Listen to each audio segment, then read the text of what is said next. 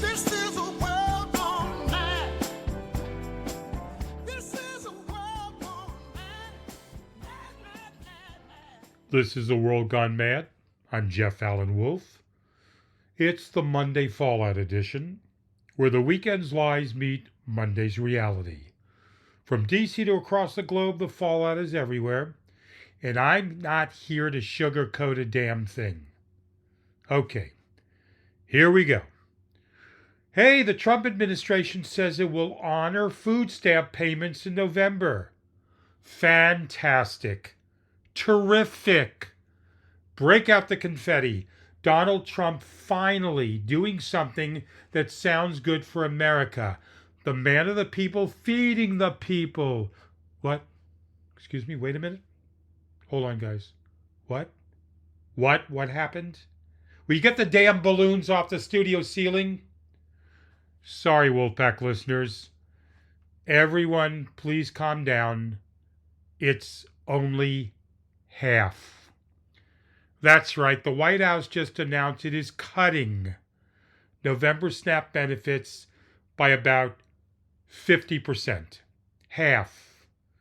Not because the money is gone, but because it chose to stretch a few billion in leftover contingency funds and pretend that counts as compassion. Here's what that means. More than 40 million Americans who rely on SNAP benefits will now get half a month of groceries right as the holidays begin. Half. Holy crap.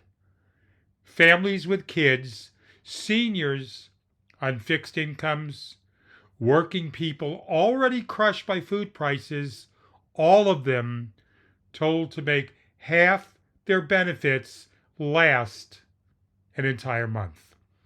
And sure, if you're a family of 5, maybe cut one of your kids in half and have the other kids eat on alternating days. Problem solved. Fiscal responsibility achieved. The Department of Agriculture claims this is the best it can do during the shutdown. No, it is not. That is the moral equivalent of saying we did not starve everyone, only half of you. State agencies now have to rewrite their systems, recalculate every benefit, and then explain to people why their cards suddenly show half the amount they expected this month. Now, while that happens, the federal budget still funds billions for Argentina and billions for tearing down and redecorating the East Wing. But feeding the Americans suddenly becomes a lecture on fiscal responsibility. That's not a computer glitch. This is a policy decision. It sends a message that poor people are the first to be punished when Washington runs out of ideas. It says we will protect defense contractors before we protect our citizens from hunger. Hey, Donald the Delusional One and MAGA, let's give half a shit to half the country. So yes, SNAP will be funded in November halfway.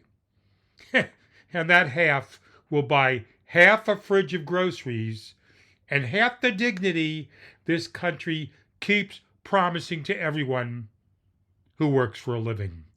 Trump and friends just told millions of Americans right before the holidays, families, kids, seniors, to go fuck themselves and eat what's left in their house and stretch that amount to last a month.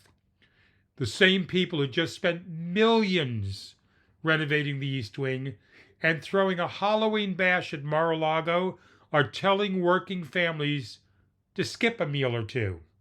It is not a policy. It is a middle finger with a flag wrapped around it. So this is the latest decision from Donald the Delusional One, cutting help to the people who need it most and celebrating like he just solved hunger. And how is this all playing out across America? Well, the latest numbers just dropped, and they paint a pretty clear picture. A new CNN poll has Donald Trump's approval rating sitting at 37%, the lowest of his second term, and nearly identical to the bottom of his first term. That is not just a poll number, it is a mirror. It reflects a country that is drained, disillusioned, and flat out tired of living inside a never-ending circus. And those poll numbers were before Trump told millions of Americans to eat half as much. Trump's numbers are about to drop even deeper than the empty pit of everyone's stomach he is starving. Inside the Republican Party, this number is a quiet alarm.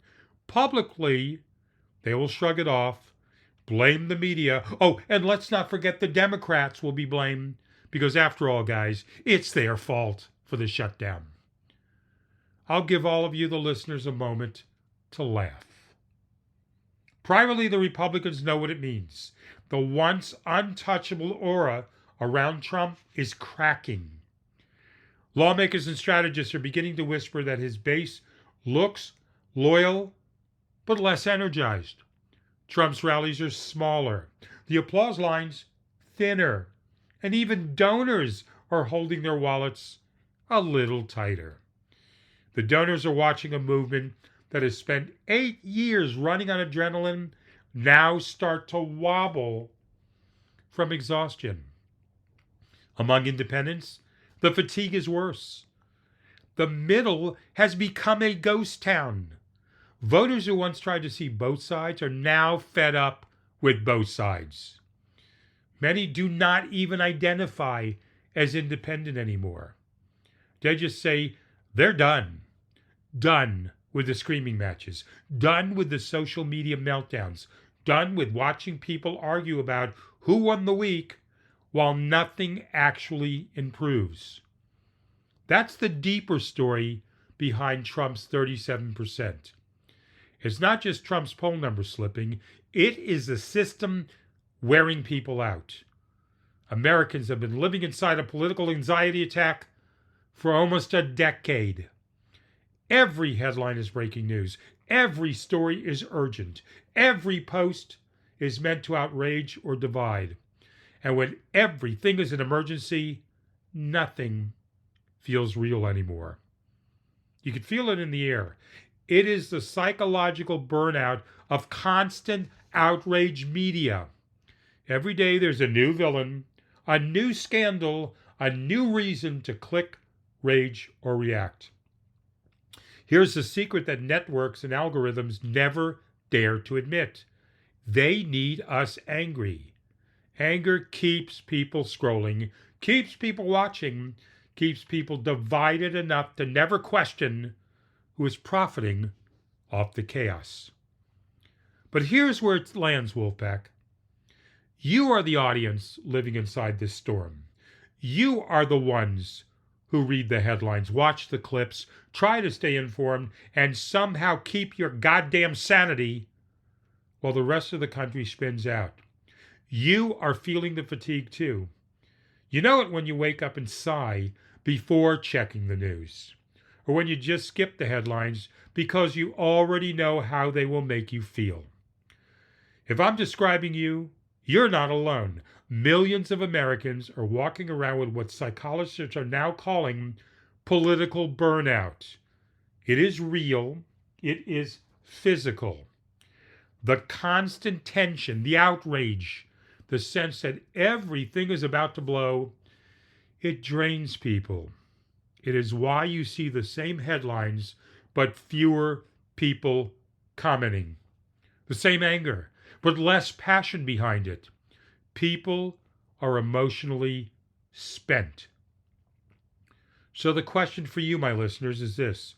How do we handle it? How do you stay informed without going insane? How do you stay engaged without letting the chaos own you? The answer starts small. Take a breath. Remember that life is still happening outside of politics. Talk to your neighbors, friends, family.